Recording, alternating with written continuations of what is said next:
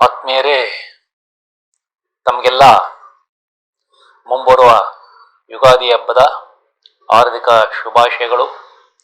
ಈ ಯುಗಾದಿ ಹಬ್ಬವು ತಮಗೆಲ್ಲ ಯಶಸ್ಸು ಕೀರ್ತಿಯನ್ನು ಕೊಡಲಿ ಎಂದು ನಾನು ಆ ಭಗವಂತನಲ್ಲಿ ಕೋರುತ್ತಿದ್ದೇನೆ.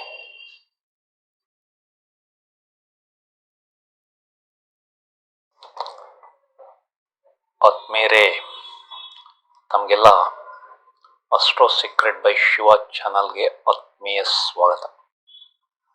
ಆತ್ಮೀಯರೇ, ಕಳೆದ ಕೆಲವು ದಿನಗಳಿಂದ ನಾನು ಜ್ಯೋತಿಷ್ಯದಲ್ಲಿ ಕಲಿತ ಹಲವಾರು ವಿಷಯಗಳ ಬಗ್ಗೆ ವಿಡಿಯೋಗಳನ್ನು ಈ ಚಾನಲ್ನಲ್ಲಿ ತಮ್ಮ ಮುಂದೆ ಪ್ರಸ್ತುತಪಡಿಸಿದ್ದೇನೆ. ಈ ಎಲ್ಲ ವಿವರಗಳನ್ನು ತಾವು ನೋಡಿ ಅರ್ಥ ಮಾಡಿಕೊಂಡಿದ್ದೀರಿ ಎಂದು ನಾನು ನಂಬಿದ್ದೇನೆ. ಯಾರಾದರೂ ಆ ವಿಡಿಯೋಗಳ ಬಗ್ಗೆ ತಿಳಿದುಕೊಳ್ಳುವ ಇಷ್ಟವಿದ್ದರೆ ಮತ್ತೆ ಆ ವಿಡಿಯೋಗಳನ್ನು ತಾವು ವೀಕ್ಷಿಸಿ ಅದರಿಂದ ಉಪಯೋಗ ಪಡೆಯಬೇಕೆಂದು ನನ್ನ ನಮ್ರ ವಿನಂತಿ. ಆತ್ಮೀಯರೇ, ಈಗ 31/3/2024 13/4/2024 ಜ್ಯೋತಿಷ್ಯವನ್ನ ಈ ಮುಂಬರುವ ವಿಡಿಯೋಗಳಲ್ಲಿ ತಿಳಿದುಕೊಳ್ಳೋಣ.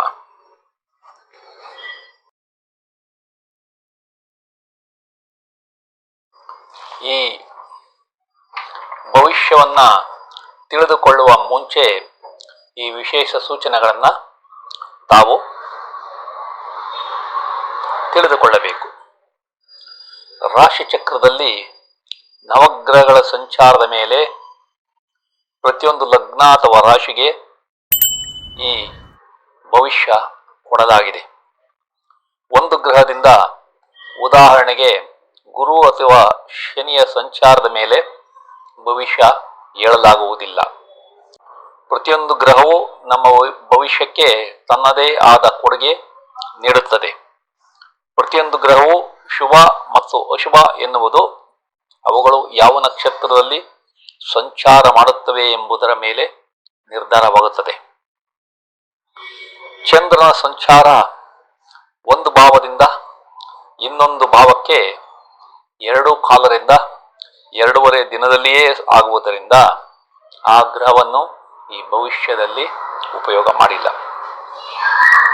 ನಿಮ್ಮ ಜನ್ಮ ಜಾತಕ ಮತ್ತು ದಶಾಭುಕ್ತಿ ಅಂತರ್ಭುಕ್ತಿಗಳು ಸಹ ಭವಿಷ್ಯ ನೋಡಲು ಬೇಕಾಗುತ್ತದೆ.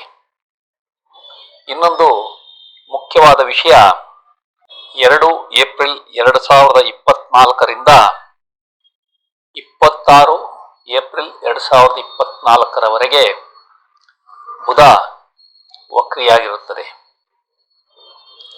ಈ ದಿನಗಳಲ್ಲಿ ತಮ್ಮ ಜನ್ಮ ಜಾತಕದಲ್ಲಿ ಬುಧ ವಕ್ರಿಯಾಗಿದ್ದಾರೆ. ಅದು ಈ ಅವಧಿಯಲ್ಲಿ ತಮಗೆ ಅದ್ಭುತ ಯಶಸ್ಸನ್ನ ಕೊಡುತ್ತದೆ ಎಂಬುದು ನಾವು ಅರ್ಥ ಮಾಡಿಕೊಳ್ಳಬೇಕು. ಆತ್ಮೀಯರೇ, ಈಗ ಕಟಕ ರಾಶಿಯ ಅಥವಾ ಲಗ್ನದ ಭವಿಷ್ಯವನ್ನ ತಿಳಿದುಕೊಳ್ಳೋಣ. ನಿಮಗೆ ಉತ್ತಮ ಆರೋಗ್ಯ ಕಂಡುಬರುತ್ತಿದೆ. ನಿಮ್ಮ ಹಿರಿಯ ಸಹೋದರರಿಗೆ ಲಾಭವಾಗುವ ಸಂಭವ. ಜೀವನದಲ್ಲಿ ಕಷ್ಟಗಳು ಕಡಿಮೆಯಾಗುತ್ತವೆ. ನಿಮ್ಮ ತಾಯಿಯ ಚಿಕ್ಕಪ್ಪ ಅಪಾಯದಿಂದ ಪಾರಾಗುತ್ತಾರೆ. ನಿಮ್ಮ ಸೋದರ ಮಾವನಿಗೆ ತೊಂದರೆಯಿಂದ ಬಿಡುಗಡೆಯಾಗುತ್ತದೆ. ಹಿರಿಯ ಸಹೋದರನ ಅಕ್ಕಪಕ್ಕದ ಮನೆಯವರ ಜೊತೆ ಒಳ್ಳೆಯ ಸಂಬಂಧ ಕಂಡುಬರುತ್ತಿದೆ. ನಿಮ್ಮದು ಒಳ್ಳೆಯ ವ್ಯಕ್ತಿತ್ವವಾಗಿರುತ್ತದೆ. ನಿಮ್ಮ ಹಾಸ್ಟೆಲ್ನಲ್ಲಿರುವ ಮಕ್ಕಳು ಯಶಸ್ಸು ಕಾಣುತ್ತಾರೆ. ನಿಮ್ಮ ತಾಯಿ ಸಂತೋಷ ಮತ್ತು ಒಳ್ಳೆಯ ಆರೋಗ್ಯದಿಂದ ಇರುತ್ತಾರೆ. ನಿಮ್ಮ ಸ್ವಂತ ಮನೆ ಮತ್ತು ಮನೆಯಲ್ಲಿ ಶಾಂತ ವಾತಾವರಣ ಕಂಡುಬರುತ್ತಿದೆ. ನೀವು ವಾಹನ, ಜಮೀನು ಮತ್ತು ತೋಟ ಖರೀದಿಗೆ ಯತ್ನಿಸಿದರೆ ಯಶಸ್ಸು ಕಂಡುಬರುವ ಸಂಭವ ಇದೆ. ನಿಮಗೆ ಪಿತ್ರಾರ್ಜಿತ ಆಸ್ತಿಗಳು ಲಭ್ಯವಾಗಬಹುದು. ನಿಮ್ಮ ಮಕ್ಕಳ ಸ್ಕೂಲ್ ವಿದ್ಯಾಭ್ಯಾಸ ಯಶಸ್ಸು ಕಂಡುಬರುತ್ತಿದೆ. ನಿಮ್ಮದು ಯಶಸ್ವಿ ರಿಯಲ್ ಎಸ್ಟೇಟ್ ವ್ಯವಹಾರ ಆಗುತ್ತದೆ. ನೀವು ಕೃಷಿಯಲ್ಲಿ ಲಾಭಗಳನ್ನ ಪಡೆಯಬಹುದು.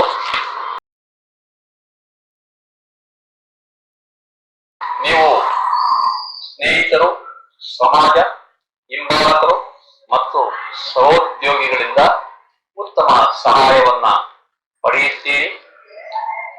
ನಿಮ್ಮ ಆಶಯಗಳು, ಆಕಾಂಕ್ಷೆಗಳು ಮತ್ತು ಬಯಕೆಗಳು ಈಡೇರುತ್ತವೆ. ಎಲ್ಲ ಕಾರ್ಯಗಳಲ್ಲಿ ಜಯ ಸಿಗುವ ಸಂಭವವಿದೆ. ನಿಮಗೆ ವಿದೇಶಿ ಸಹಭಾಗಿತ್ವ ಸಹ ಸಿಗಬಹುದು. ನಿಮ್ಮ ವ್ಯವಹಾರಗಳಲ್ಲಿ ಉತ್ತಮ ಲಾಭವನ್ನ ಪಡೆಯುತ್ತೀರಿ. ನಿಮ್ಮ ಪಾಲುದಾರರ ಜೊತೆ ಉತ್ತಮ ಬಾಂಧವ್ಯ ಕಂಡುಬರುತ್ತಿದೆ. ನೀವು ಕಾಯಿಲೆಯಿಂದ ಮುಕ್ತಿ ಹೊಂದಿ ಆಸ್ಪತ್ರೆಯಿಂದ ಬಿಡುಗಡೆ ಆಗಬಹುದು. ನೀವು ಸಂಗಾತಿಯಿಂದ ದೂರ ಅಥವಾ ವಿಚ್ಛೇದನ ಆಗಬಹುದು. ನಿಮ್ಮ ತಂದೆಯ ವ್ಯಾಪಾರ ಅಥವಾ ಕೆಲಸದಲ್ಲಿ ತೊಂದರೆ ಕಂಡುಬರುತ್ತಿದೆ. ಹಿರಿಯ ಸಹೋದರರಿಗೆ ಆರೋಗ್ಯದಲ್ಲಿ ತೊಂದರೆ ಆಗಬಹುದು. ನಿಮಗೆ ನೆಮ್ಮದಿ ಕಡಿಮೆಯಾಗುವ ಸಂಭವ ಇದೆ.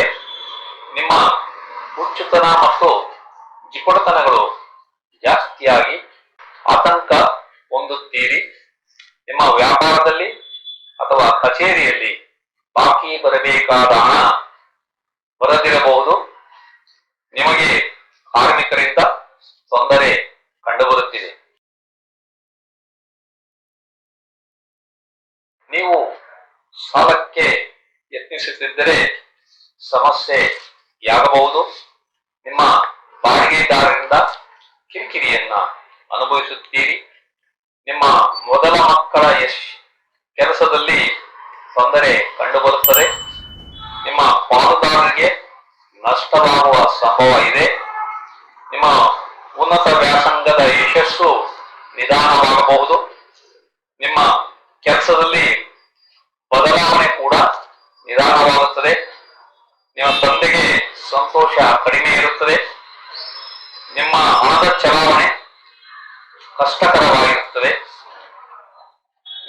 ನಿಮಗೆ ದೇವತಾರಾಧನೆ ಮತ್ತು ತೀರ್ಥಯಾತ್ರೆಗಳು ಕಿರಿಕಿರಿಯನ್ನ ಕೊಡುತ್ತವೆ. ನಿಮ್ಮ ಸಂಶೋಧನೆ ಮತ್ತು ಆವಿಷ್ಕಾರಗಳು ನಿಧಾನವಾಗಿ ಪ್ರಕಟಣೆಗೊಂಡು ಯಶಸ್ಸನ್ನ ಕಾಣುತ್ತೀರಿ.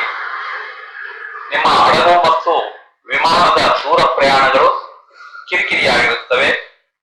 ನಿಮ್ಮ ಪುಸ್ತಕ ಪ್ರಕಟಣೆ ನಿಧಾನವಾಗಬಹುದು. ನಿಮಗೆ ಸ್ಥಿರಾಸ್ತಿಗಳು ನಿಧಾನವಾಗಿ ಲಭ್ಯವಾಗುತ್ತವೆ.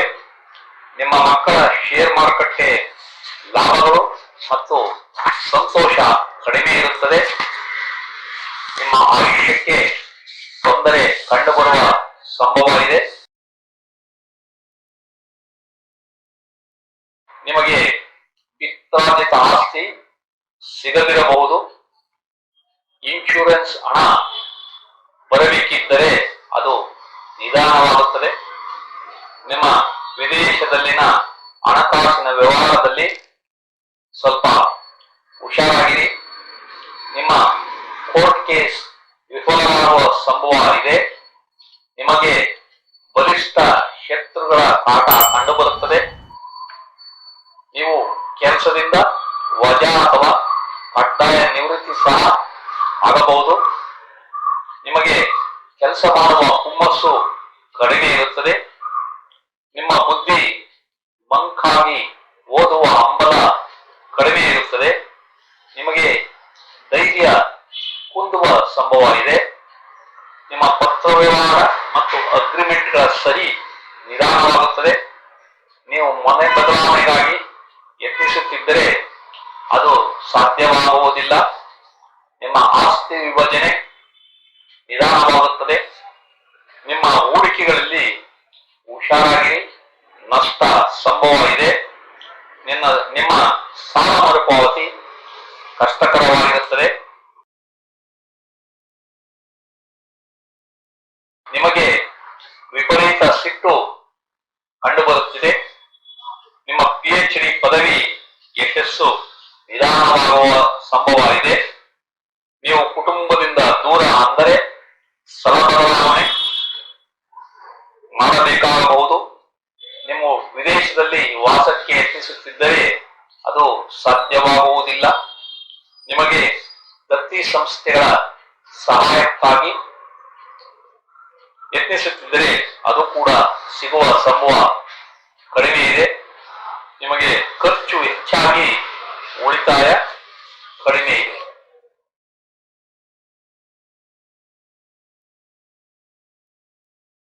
ಆತ್ಮೀಯರೇ, ಈ ಎಲ್ಲಾ ವಿವರಗಳು ನಮಗೆ ಇಷ್ಟವಾದರೆ ಈ ಚಾನಲ್ ಅನ್ನ ನಮ್ಮ ಬಂಧು ಮಿತ್ರರಿಗೆಲ್ಲ ಶೇರ್ ಮಾಡಿ, ಅವರು ಸಹ ಈ ಚಾನಲ್ಗೆ ಸಬ್ಸ್ಕ್ರೈಬ್ ಆಗುವಂತೆ ಮಾಡಿ ಪ್ರೋತ್ಸಾಹ ನೀಡಬೇಕೆಂದು ತಮ್ಮಲ್ಲಿ ಕಳಕಳಿಯಿಂದ ಕೋರುತ್ತಿದ್ದೇನೆ.